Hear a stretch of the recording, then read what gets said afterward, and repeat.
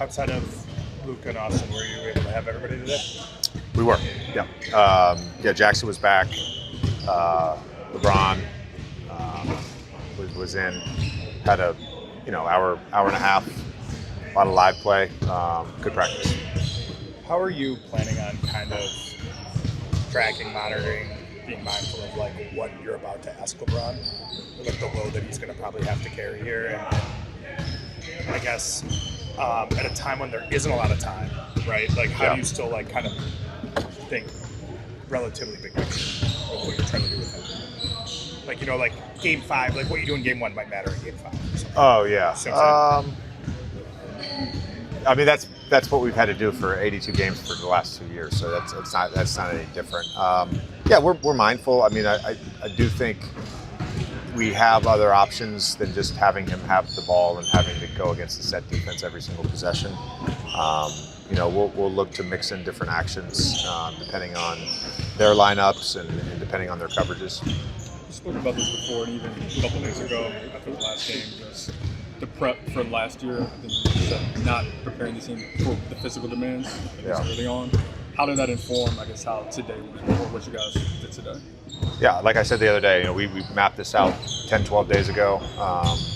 Wanted to reach certain thresholds, and we did. We were tracking it in real time, so we met those thresholds, and thought the guys had a very business-like, focused approach to today's practice. By reaching the thresholds, what exactly does that mean? Like loads, accelerations, jumps, all of those things. Yeah. Do you know anything more about the timeline for Luka and Austin than you did the day after the PC game? No. I mean, look, they're out indefinitely. I'm not going to have an update for you this week. They're out indefinitely. Houston's going to be pretty similar to the team that you saw in March. Obviously, you guys are different. What are the kind of top line items about how you have to play and how it could look different against that specific matchup? Yeah, take care of the ball and box out. How important is it to win game 1, and how are you going to use this week to make sure they come out sharp and ready just for the I think it's important that we have the right spirit and that we have a belief, and certainly winning game 1 can help with that. But I'm confident our group is in this to fight till we win the series. You had said after, I believe it was the Phoenix game, that you guys ran basically just 4 plays, and that might have been specific to just the situation in Phoenix, but is there an element of just simplifying what you guys do, given who's out, and just looking to execute it at the highest level, or do you try to expand out even with who's available? I think with this group, there's been value in simplicity, going back to probably December. We really just started simplifying things when AR went out of the lineup. Probably got even more simple in terms of play calling over the last week. We'll obviously add a couple things here and there and have our ATOs, but a lot of it is, where can we create advantages, and so that's based on, again, the coverages and lineups. You've known Luke for a long time. What did you know about his, I guess, now expanded ability to be a creative ball handler? Did you know that he had that in his game, or was there something? Yeah, I mean, no, I was not surprised. I mean, I watched him play a lot of Duke. That's back when I still watched a lot of Duke basketball. I haven't had as much time lately with the kids getting older, and as a coach, you don't get to watch a ton of games. You watch film. So played against him when he was in Detroit, and he was a high usage initiator, creator for them. So I also saw it last year. He was asked to do that some in Memphis, so we knew that was in his game. To the level that he had over the last week, probably not. He just really went above and beyond with taking care of the basketball and being a playmaker. You had told us that the goal for you over the last 3 games is to find 9 guys or so that can fight and whatever. Do you feel like you have? Yeah. Are those 9 guys settled, I guess, at this point, or is a rotation still potentially in flux over the course of this week? No, we have an idea of who we're going to play going into game 1, but I mean, that's like any playoff series, you make adjustments. When you guys beat Houston twice in Houston. They were going through a little bit of a stretch. Like now, they finished here pretty strongly. Was there any real differences that you noticed when you watched them, maybe in the last week of the season versus when you were prepping for them for that like kind of 2-game baseball series? No. JJ, I think they had a 47% offensive rebound percentage against you guys in 3 games. How important is the defensive rebounding going to be, and how do you kind of simulate that and work through that back? Yeah, again, taking care of the basketball and boxing out. That's the series. Scheme, personnel, obviously important. But if we don't take care of the ball, we don't box out, we're not going to win the series. So they're number 4 in scoring opportunities. We were number 23. Like we don't have the luxury with Luke and AR out of getting killed in scoring opportunities every single game. So we've got to box out. I think we're going to place an emphasis on every drill and practice. We started practice with boxing out today. You got to put it in their mind. And that was literally the only thing we said about Houston today. Today was about us and having a practice and getting sharp with our stuff. Tomorrow we'll introduce personnel.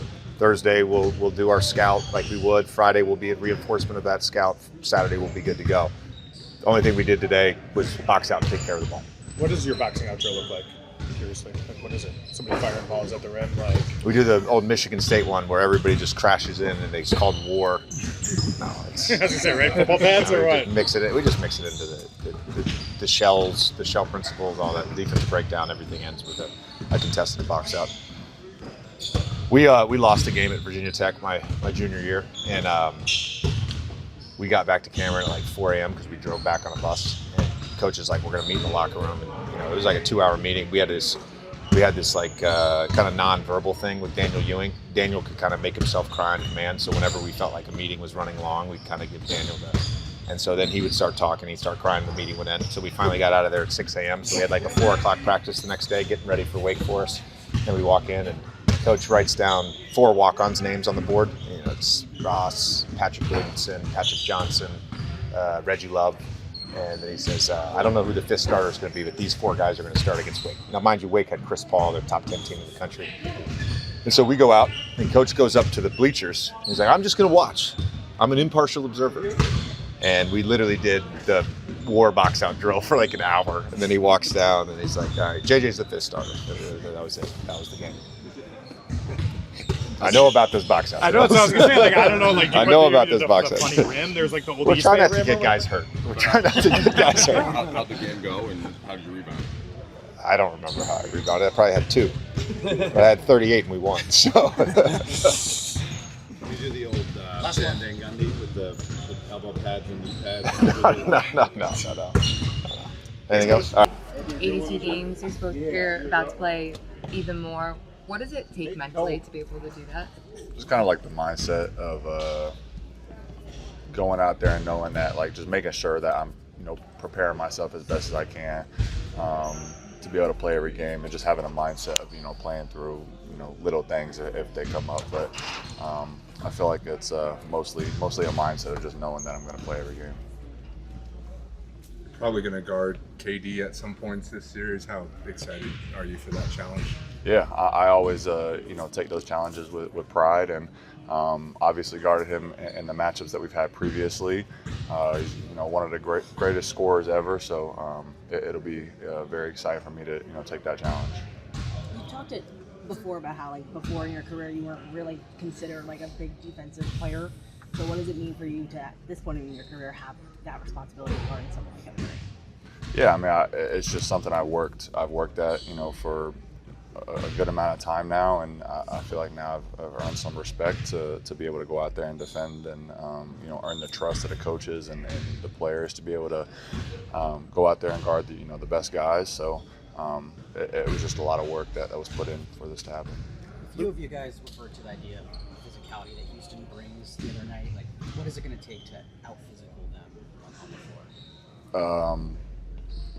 To go out there and do it. Like, at the end of the day, we can talk about physicality and how physical they are, but at the end of the day, we got to go out there and we just got to do it. We got to be more physical than them. We got to be able to handle the pressure. We got to be able to limit their offensive rebounds. We just have to. It's going to be a series where we just have to do it.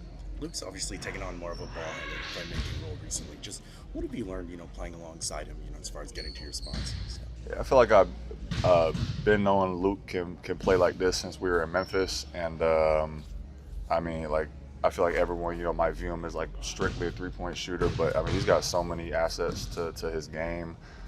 He can pass the ball really well. He handles the ball really well. He handles pressure really well. Obviously, his shot-making ability allows him to kind of get to wherever he wants on the court. But you know, he's a really good basketball player.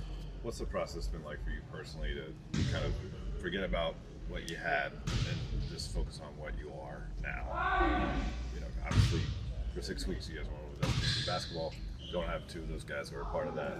How have you just mentally, personally gotten yourself to, we're just focused on what we have? Yeah, kind of just using those last couple games that we had to you know, get used to this new group and you know, the new lineups that we have.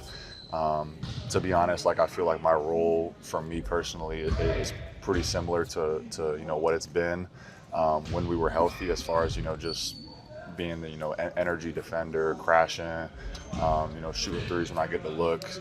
So, you know, come playoffs, obviously now, just continuing that mentality. How much do you think just pure execution is going to play a role for you guys in the series, given the this? Yeah, it's going to be one of the biggest things. Like I said, they are very good at, you know, forcing turnovers, and they got a lot of you know, length and defenders over there. So just us being able to take care of the ball and execute our plays and match their physicality, even, you know, when we're on the offensive side, just is going to be huge for us. Today's box out drills. I mean, you're a physical player. Did you push anybody a little more that you wanted to get an elbow into because of something? I feel like anytime I get the opportunity, I do it to, you know, whoever I'm boxing out. But what was that like today, to go back to something you've done probably starting in high school, yeah, college? You know, I feel like it's always good to get those drills, and you know, we don't do them enough during the season, and sometimes you kind of forget or can get, you know, lethargic about it, you know, during the games and stuff. So it's good to kind of just, you know, come back to, you know, what started it, you know, when you were in middle school and high school and stuff, with doing those drills. So it was good to get back to it. Appreciate it. JJ. What about, man? Nap time for you, right? Nah, it's time for me to go take my dogs on the walk. What's your mindset heading into game one? Just do my job and do everything I can do for the team, and just do whatever coach needs me to do. Really, just come in, be more aggressive, and just be more physical. We know they're a very physical and aggressive team, so just try to be more physical and more aggressive. You know, and just take care of the ball. Yeah. How's your foot? And how is it feeling? Feeling a lot better. You know, it's nice getting a few days off, especially with my job. I jump a lot and I run a lot, and so it's hard for me to rest something like that. And so getting those days off was very much needed, very helpful.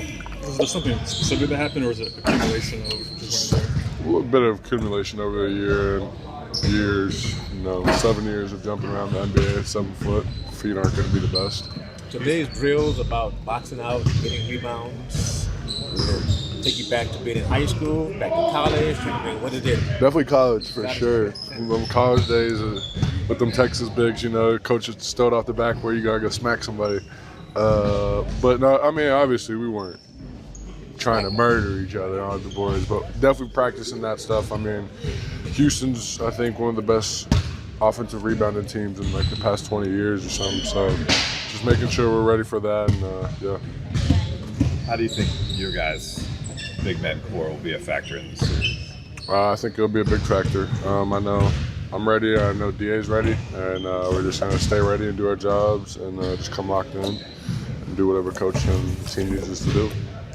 JJ told us throughout the season, just a couple of days ago, how he felt like he could have done better in terms of just preparing you guys for the physical demands of the Minnesota series last year. Did you already feel that difference now, talking about the box out drills? And you made it sound like you guys are doing a little bit more this year.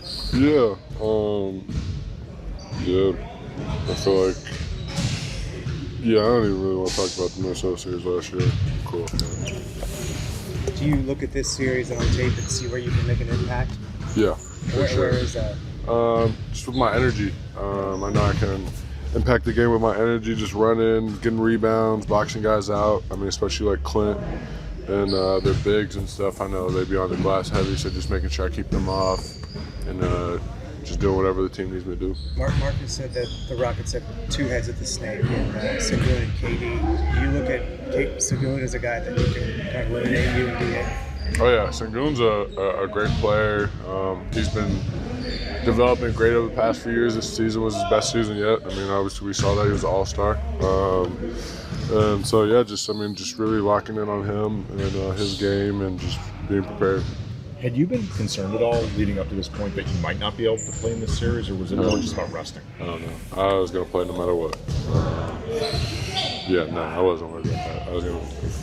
If I was hurting, so I'd be playing. If I wasn't hurting, I'd be playing. So, yeah. This is only being JJ's second year as a head coach. What have you seen from him in terms of the way he's handled this job from one team to two? Yeah, I mean, just obviously just a true professional through and through.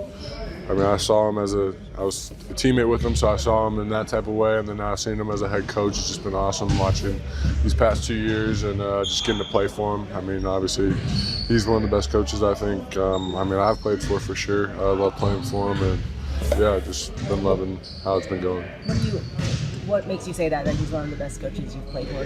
He's just a great offensive mind, and I mean, that's one of my closest friends when we were teammates, and so I'm gonna just say he's my favorite coach regardless. So that's my guy at the end of the day. When you were playing with him, did you think he was going to end up as an NBA coach? Yeah, I definitely used to think that. We all he'd talk about it a little bit, but not necessarily NBA. He just definitely would talk about how he wanted to coach a little bit. And at the time, he was talking more about going and coaching Knox and his sons. But then, I definitely he's one of the smartest players I've ever played with, besides him and LeBron, top two for sure. So, it's only right. JJ was saying the other day that he can see Marcus eventually becoming a coach. Do you see Marcus in that same way? Oh yeah, I could definitely see Marcus being a coach. I feel like him, probably just him on the team. All good? Thanks, guys. As someone who's made a living being a pain on offensive ball handlers and stuff like that, how do you guys prepare for the pressure that they're going to throw at you? What are the ways that you can maybe alleviate some of their ball pressure? First off, pressure with pressure, right? Their job is to put guys, ball handlers on their heels. As a ball handler, your job is to not get put on your heels and put the defense on your heels. So, with their aggression, we're going to try to use it against them. A lot of just driving by and making plays. Got some things put in. Different ball handlers, guys going to bring it up. Got some bigs that are going to be there to help us. But just pressure with pressure. That's really it. They're going to come out firing. We got to come out too. What lets you know that as emotional and tough that the results of April 2nd was for this team, that you're in a better place as a group? Say that one more time. What lets you know that losing those guys and losing the OKC, going through that, you guys have gotten through that emotionally and in a better place mentally for this new challenge? Yeah, we all know pressure busts pipes and make diamonds, right? And we went through a lot of pressure and we were able to come out and define ourselves, right? Jaxson, meet me. He's fine. And we're still working, but we're still been refined in that matter. And I think those games, the adversity we went through with losing AR and Luka has helped us to get ready for what we're about to embark on. JJ pointed out one of the very obvious things, right? We know Houston is great on the glass. They're big, they pursue it. Whether it's somebody who has more athletic ability or size, what is it? Simply just want and focus and desire. How do you get a team to do that? Willpower. We're competitors. We've been doing this for a while. We're doing it at the highest level, right? And they're going to try to come in and punk us. And if you won't allow that, you will be punked. And I don't think we have any guys that's willing to be punked on this team. So you might not be the most athletic, the strongest, but we got to have the most heart. Is there some kind of story of your older brothers and when you were 9 or whatever, and they wouldn't let you get a rebound, and what did you have to do? Yeah, for me, it was I just got to take them out. That was it. That was it. My brothers, that was their main thing. No blood, no foul. So, I got hit with elbows, I got pushed, I got kicked, and it was all for that reason, You're going to be playing against men. You're never going to be the tallest one, the most athletic, the most fastest, right? So you got to find ways, and that way is to be strong, have a lot of heart, and a lot of determination. some of the younger guys have talked about how they've kind of leaned on you for leadership. Nick talked about it the other night. When you come to a team, like this year, what goes into kind of just establishing yourself in the locker room and kind of taking on that? I'll probably say example, right? It's easy for somebody to come out here and, tell everybody else what to do and not do it. I like to say, you see the trainers and the strength and conditioning coaches and the coaches, they give you a drill and they ask you to do 10 reps, but they do 1, right? And they do that 1 perfectly, right? And then the other 9, you're like, hold on. So being able to come out there and lead by example, not just telling guys, showing them that, hey, things I'm telling you, the things that I'm going to be doing myself. What's the challenge regarding KD and his height and ability to score, and then having played him for you in the last month, does that help you, or with the personnel on this team changing? Yeah, KD, like I said before, he's a guard and a big man body. I'm 6'3", and he's 7 foot, right? So he has that advantage. So that's what makes it tough, because he just shoots right over top of you and don't really see. So, but playing him, the years that I have played last month, it definitely gives you some more insight of, what to expect, what to look for, and, how to be able to adjust when you make those adjustments. Marcus, you just had a few games without Luka and AR, and you played in 2 since you've returned. What are those keys when you're playing in a playoff matchup and you don't have that offensive firepower you had when you guys were at Houston in March? Definitely, it takes everybody. We had the luxury of having those guys, Luka in particular, that can just go, on his own, go on the scoring streak, right? We don't have that luxury anymore, so it's going to be dependent on everybody. We're going to lean on everybody. It's going to be balanced. I'm going to lean on DA a lot. We're going to lean on LeBron, myself, Rui, obviously, Luke, those guys, right? And it's going to take everybody. And I think with that, it's a different style of play. And I think that's something that Houston isn't prepared for, or going to try to get prepared for, because they haven't seen us without those guys playing us, right? They've always played us with them. So they always had a matchup, a game plan for them, and it'd be interesting to see how they play us without them. Okay, just in these 5 games, how much have you seen Luke grow in his new role? For me, I played with Luke in Memphis, right? And just in general, just watching Luke playing against him over the years. We know he can shoot the ball, and I've always said it. He's underrated playmaking skills, right? Because he can shoot the ball, that gives him a lot of more options when he does able to put the ball on the ground, because everybody's scared of him shooting it, right? So they're going to press up and give him lanes to drive, and he does a really good job of just making the right play. Either that's for himself or for others, and I think that just goes to the work of him being able to shoot the ball, that he's able to work on other aspects of his game because of it. You've talked a lot about over the course of the season the importance of setting the terms of engagement, like setting the tone early. How important is that, do you think, in game 1 of this series, especially given who you guys were missing? Tremendously important for us. We know we got a team that's going to come in and try to set the rules, right? And then, especially first game, you want to set the tone for, that whole series. Let them know this is how it's going to be. And not only that, just set the tone in general, so the refs can understand this is how we're going to play, this is how we're going to do it, and, let us play, right? And it's very important for us because they are very aggressive and they do a really good job of setting the tone. And we're going to have to do a good job of matching that energy, if not going above it. The last few games, even without Luka and AR, assist rate has been really high for this team, higher than even it was before. Just what's been the key to that, and how important is it for you guys going forward in the playoffs to keep the ball? Just understanding that, like I said, our firepower from that standpoint with Luka and AR is here, right? So, we're not going to lean on just one guy overly to do everything for us, right? Which means you're going to see guys that you probably wouldn't see in different positions, and the assists going from different guys. Luke, like I said, Luke had a triple-double the other day, right? Luke's averaging 8 assists and up, right? As a shooter, we're not expecting Luke to do that. We don't see Luke doing that, but because of the dynamic of where we're at now, he's going to have to, and he's going to be able to make those plays for us. So you're definitely going to see some assists from other guys that you probably haven't seen all season, and we're going to lean on that because we're going to need to have high assist games. Thank you, Thank you, guys.